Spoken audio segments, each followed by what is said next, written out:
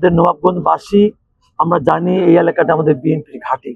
সেই জন্যই আমাদের মাননীয় প্রধানমন্ত্রী এই এলাকাতে গুরুত্ব দিয়েছেন।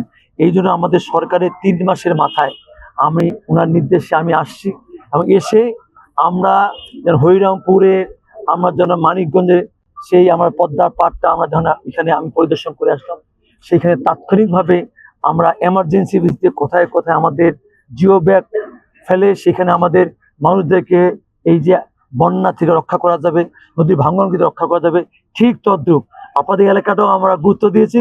গুরুত্ব সহকারে দেখেই এই এলাকাটার আপনাদের কৃষকের মুখে, এই এলাকার মানুষের মুখে হাসি ফোটানোর জন্যই আমরা আজকের এই পরিদর্শন।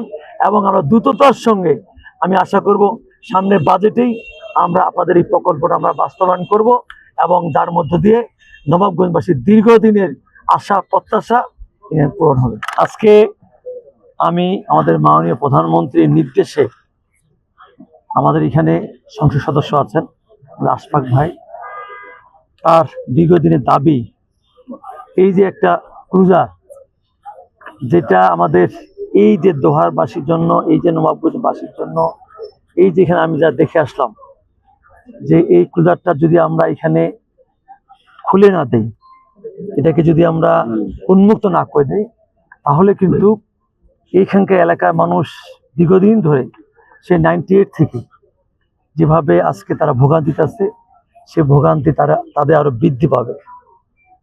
সেই ক্ষেত্রেই আমাদের সংসদ সদস্যের দাবি এবং আমাদের মাননীয় প্রধানমন্ত্রীর নির্দেশে আমি সরজমিনে এটা পরিদর্শন করে গেলাম এবং এটা যুক্তিকতা, প্রয়োজনীয়তা এবং এটা কত দ্রুততার সঙ্গে করা উচিত সেটাও আমি অবলম্বন করলাম। এবং আমার মন্ত্রণালয়ে এখানে ডিজি, চিফ ইঞ্জিনিয়ার, একজন ইঞ্জিনিয়ার সহ আমাদের একটা টিম আমরা আসছি এবং আমরা এটা দেখার পরে ইতিমধ্যেই আমাদের মন্ত্রণালয়ে এটার বিষয়টা পরিকল্পনা নেওয়া হয়েছে।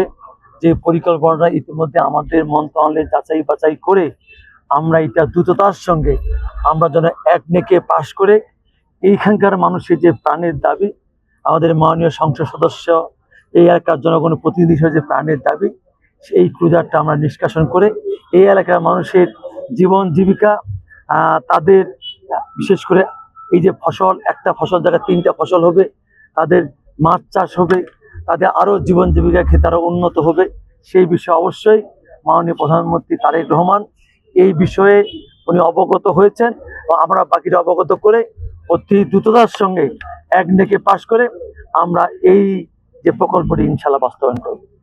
আমাদের বাংলাদেশের আপনারা খেয়াল করবেন, আমাদের দীর্ঘদিন ধরে আমাদের 1400 নদী আছে। সেই 1400 নদীর মধ্যে আমাদের আস্তে আস্তে এখন প্রায় 5 থেকে মাত্র 600 নদী আমাদের জীবন্ত আছে। বাকি নদীগুলো কিন্তু আমাদের প্রায় শেষ হয়, মরুভূমি অবস্থা।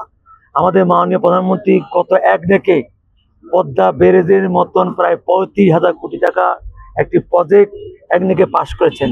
সেই প্রজেক্ট আমরা ইনশাল্লাহ আগামী 7 বছরের ভিতরে সেই প্রজেক্ট বাস্তবায়ন হলে আমাদের এই যে নদীর যে নাব্যতা এবং আমাদের এই অঞ্চলটায় যে পানির যে আমাদের লবণাক্ত, সেগুলো দূরীকরণ হবে এবং আমাদের নব্যতা দূরীকরণ হবে এবং আমাদের নদীগুলো বহমান ফিরে পাবে, জীবন ফিরে পাবে এবং আমাদের জীব বৈচিত্র্যের পরিবর্তন হবে। যার মধ্যে 24টি জেলার 163টি উপজেলা কিন্তু আমরা সে আওতায় এসে সেই এলাকার মানুষগুলো নতুন জীবন পাবে, নতুন বাংলাদেশ পাবে এবং আমি তার ধারাবাহিকতায় এখানকার প্রভাব ইনশাল্লাহ এর নবাবগঞ্জ দোহারবাসী পাবে।